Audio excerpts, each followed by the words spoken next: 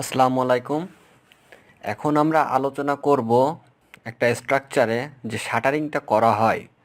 তো এই শাটারিং করার জন্য কি কি রুলস ফলো করতে হবে, কি কি সতর্কতা মেনটেন করতে হবে, এই কোয়ালিটিটা কিভাবে কন্ট্রোল করতে হবে, এইগুলো নিয়ে আমরা আলোচনা করব। তো ফার্স্টে আমরা আলোচনা করব স্ল্যাবের যে শাটারিংটা সেটা কিভাবে কন্ট্রোল করা যায়। তো শাটারিংটা যদি স্টিল শাটার হয় তো সেই ক্ষেত্রে কিন্তু কোয়ালিটি মেনটেন করা খুবই ইজি, বাট যদি কাঠ বাঁশ দিয়ে করা হয় সেক্ষেত্রে কিন্তু এটা একটু ডিফিকাল্ট আছে। তবে এই রুলসগুলো ফলো করলে আর কোনো প্রবলেম হবে না।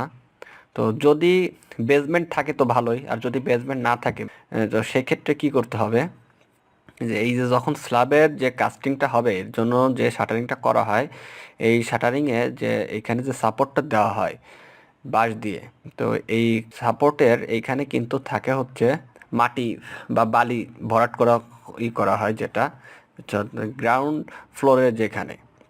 তো গ্রাউন্ড ফ্লোর কিন্তু সাধারণত দেখা যায় যে ওই মুহূর্তে গ্রাউন্ড ফ্লোরের যে স্ল্যাব ওইটা কাস্টিং করা হয় না, সাধারণত করা হয় সেটা শেষের দিকে পরে।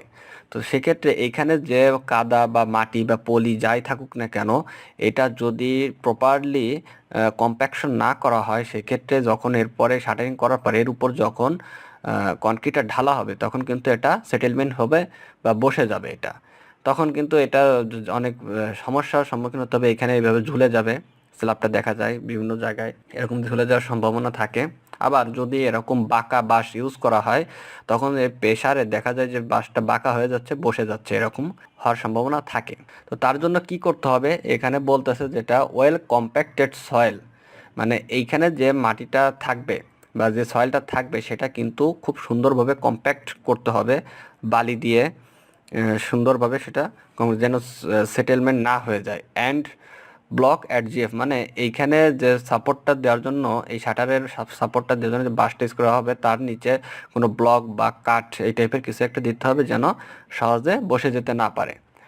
বাম্বোস আর ভার্টিক্যাল, মানে এই বাঁশটা মানে যে বাঁশটা দিয়ে সাপোর্ট দেওয়া হবে সেটার জন্য যতদূর সম্ভব ভার্টিক্যাল রাখতে হবে। আর যদি সম্ভব না হয় সেক্ষেত্রে maximum 6 inch deviation may be allowed, মানে এই ভার্টিক্যালি যদি না রাখা সম্ভব হয় তাহলে সর্বোচ্চ 4 থেকে 6 ইঞ্চি পর্যন্ত বাঁকা করে দেওয়া যাবে, এটা অ্যালাউ, এর বেশি বাঁকা করা যাবে না। বিম অ্যালাইনমেন্ট এগুলো ঠিক আছে কিনা, লিক আছে কিনা, ডেপথ ঠিক আছে কিনা, রেক্টেঙ্গুলার যে স্পেস সারাউন্ডেড বাই বিম সবগুলো ঠিকঠাক আছে কিনা এগুলো চেক দিতে হবে এর উপর দিয়ে। স্ল্যাব হরিজেন্টাল প্যানেল ডেপথ, মানে স্ল্যাব যে হরিজেন্টাল যে সমান আছে কিনা হরিজেন্টালি, এর ডেপথ ঠিক আছে কিনা সব কিছু সুন্দরভাবে চেক দিতে হবে। অ্যাভয়েড কার্ভ বাম্বু, এইভাবে যে বাঁকা যে বাঁশগুলো থাকে এগুলা অ্যাভয়েড করতে হবে, এগুলো ইউজ করা যাবে না। বাম্বু স্পেসিং 24 ইঞ্চ, মানে এই যে বাঁশ দিয়ে যে সাপোর্টটা দেওয়া হচ্ছে এটার স্পেসিং মানে পরপর যেগুলো দেবে এটা 24 ইঞ্চ, মানে 2 ফিট পরপর বাঁশ দিতে হবে। এরপরে কম্প্যাক্ট অর্গানিক সয়েল দিয়ে কম্প্যাক্ট করতে হবে।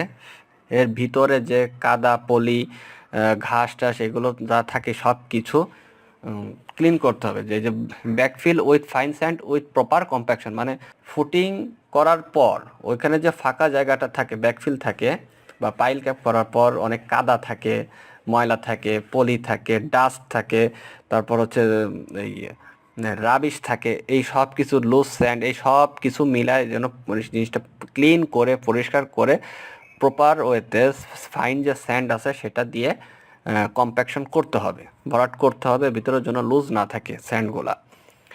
Preload the compact finished fill using 2 feet thick fine sand for 15 days, মানে এই কম্প্যাকশন করার পরে যখন এই ব্যাকফিল সম্পূর্ণ ভরাট করে কম্প্যাকশন করা হলো তারপরেও যদি সম্ভব হয় এই কাজটা করতে বলতেছে, সেটা হচ্ছে যে গেট স্ল্যাবের যে লেভেলটা আছে সেই লেভেলের উপরে আরও 2 ফিট বালি ফেলে দিতে হবে, ফেলে দিয়ে 15 দিন রেখে দিতে হবে। এই বালি ফেলে দেওয়ার ফলে মানে ওই যে নিচে যে সয়েলটা আছে যে কম্প্যাকশন করার জন্য যেটা রাখা হলো ওটা কিন্তু আরও সুন্দরভাবে কম্প্যাক্ট হয়ে যাবে। তো কম্প্যাক্ট হওয়ার পরে কী করতে হবে, রিমুভ দ্য প্রিলোডিং, মানে এইটা রিমুভ করে ফেলতে হবে। রিমুভ করার পর তারপর আর একটা কাজ করা যেতে পারে, সেটা হচ্ছে cast at 2 inch thick CC, মানে 2 ইঞ্চি সিসি ঢালাই করতে করার কথা বলতেছে। এটা হচ্ছে গেট স্ল্যাবের স্ল্যাব সেটার জন্য না, এটা এই যে পর্প যে সাপোর্টটা দেওয়া হবে পর্পের জন্য 2 ইঞ্চি সিসি ঢালাই করা যেতে পারে, অথবা top 6 inch sand will be mixed with 5% human, মানে এই গেট স্ল্যাবের যে লেভেলটা আছে ওইখানে যে সয়েল দিয়ে যে বালিটা দিয়ে কম্প্যাক্ট করা হচ্ছে, ওইখানে কম্প্যাক্ট করার সময় 5 থেকে 6 ইঞ্চি যে পরিমাণটা থাকে ডেপথ হাইট, ওই উপর থেকে 5-6 ইঞ্চি পরিমাণ স্যান্ডের সাথে তার যে পরিমাণ স্যান্ড তার সাথে 5% সিমেন্ট মিশিয়ে তারপর সেটা কম্প্যাকশন, তাতে দেখা যায় যে বিয়ারিং ক্যাপাসিটিটা আরও ভালো হবে। Place 3 layer of brick on from work to test the prop settlement, মানে যখন সব কিছু শাটার করা হয়ে যাওয়ার পর এখানে যে কনক্রিটটা ঢালা হবে উপরে শাটারের উপরে স্ল্যাবের জন্য, তাই সেটার আগে 3 লেয়ারের একটা ব্রিক, মানে একটা স্প্যানের উপর পাশেই যেহেতু ইট আছে সেই ইটটা 3টা লেয়ারে রাখতে হবে। 3টা লেয়ারে রাখার পরে দেখতে হবে সেটা সেটেল ডাউন করতেছে কিনা, সেটেলমেন্ট হচ্ছে কিনা, বসে যাচ্ছে কিনা। যদি না হয়ে যায় তাহলে ওকে, কারণ উপরে যখন কনক্রিটটা ঢালা হবে, ঢালার পর যদি বসে যায়, বাম্বুটা যদি বসে যায়, বাঁশটা যদি বসে যায়, সেক্ষেত্রে কিন্তু তখন আর ঠিক করার সম্ভাবনা মানে থাকে না, প্রসেস আর থাকে না। এখানে বসে গেল, এখানে উঁচু করলো, আবার এদিকে কোথাও দেখা গেলো বসে গেল, তো এই করার পরে কিন্তু এটা ঠিক করা যায় না। কাজে এটা কিন্তু আগে থেকেই সব কিছু সেভাবে করে পরীক্ষা করে দেন কাজটা করতে হবে।